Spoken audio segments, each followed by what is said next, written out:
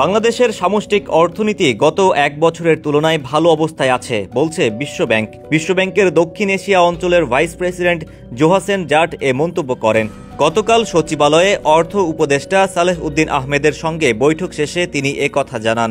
অর্থ উপদেষ্টা সালেহ উদ্দিন সাংবাদিকদের বলেন, প্রায় এক বছর আগে আমরা আশঙ্কা করেছিলাম পরিস্থিতি কঠিন হবে, কিন্তু এখন আমরা সঠিক পথে আছি।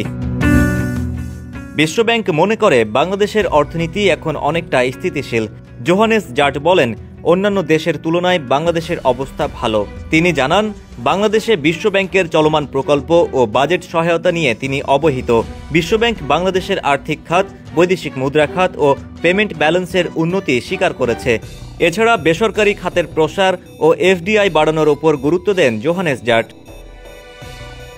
বিশ্বব্যাংকের এই প্রশংসা বাংলাদেশের অর্থনীতিকে আত্মবিশ্বাসী হতে সহায়তা করবে বলে মনে করছেন অর্থ বিশ্লেষকরা।